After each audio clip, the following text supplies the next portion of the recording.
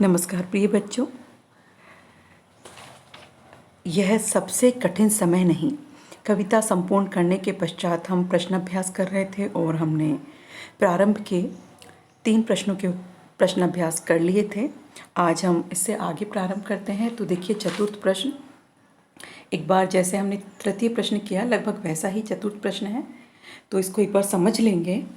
नहीं और अभी भी को एक साथ प्रयोग करके 3 वाक्य लिखिए और देखिए नहीं अभी भी के पीछे कौन कौन से भाव छिपे हो सकते हैं।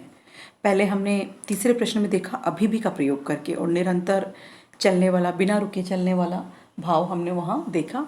अब हमें नहीं और अभी भी दोनों को प्रयोग में लाके और वाक्य बनाने हैं। तो देखिए, जैसे नहीं अभी भी मेरी परीक्षा की तैयारी कम है, अभी और परिश्रम करने का भाव है इसमें। फिर दूसरा, नहीं अभी भी बस के आने में देरी है, तो ये प्रतीक्षा का भाव आ गया। ऐसे ही तीसरा, नहीं अभी भी उद्घाटन हेतु मुख्य अतिथि आ सकते हैं, तो ये आशा का भाव आ गया। मतलब नहीं और अभी भी दोनों को जब हम साथ में प्रयोग कर रहे हैं तो अलग अलग भाव उनके द्वारा निकल रहे हैं।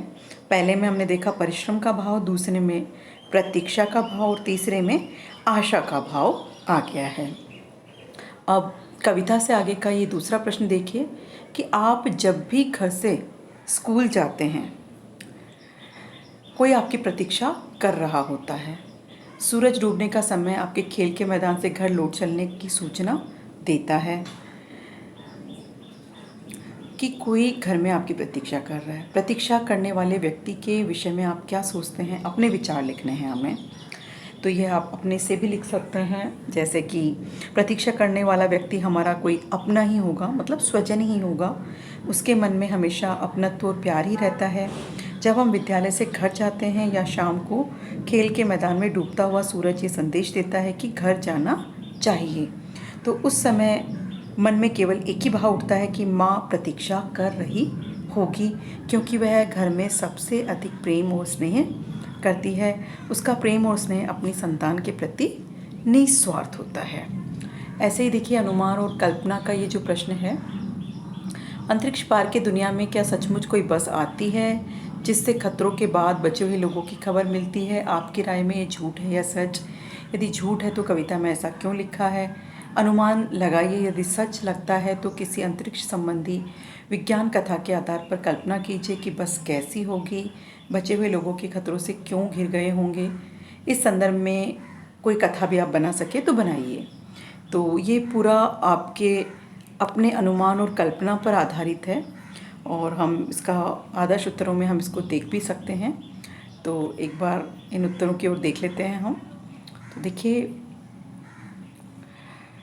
अंतरिक्ष पार के दुनिया से कोई सचमुच बस आती है, इसका उत्तर हम इस प्रकार देंगे कि प्रस्तुत कविता में कवि ने अपना आशय स्पष्ट करने के लिए, आशय मतलब तात्पर्य स्पष्ट करने के लिए कल्पना का सहारा लिया है।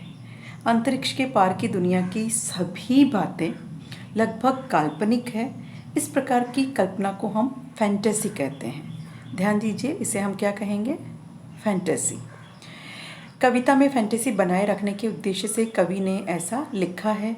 दूसरी दुनिया के अस्तित्व को लेकर वैज्ञानिकों के पास भी कोई प्रमाण नहीं है, तो यह कहने का तात्पर्य कोरी कल्पना है।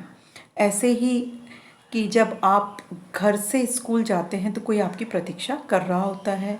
सूरज डूबने का समय भी आपको खेल के मैदान से घर लौट चलने की सूचना देता है कि घर में कोई आपकी प्रतीक्षा कर रहा है। प्रतीक्षा करने वाला व्यक्ति के विषय में आप क्या सोचते हैं, ये विचार हमें लिखने हैं।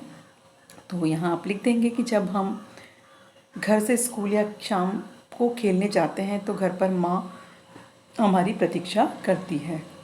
देर हो जाने पर वो परेशान हो जाती है, वह हमें हर प्रकार के कष्टों से बचाना चाहती है। तो इस प्रकार से हम प्रश्नों के उत्तर देंगे। धन्यवाद।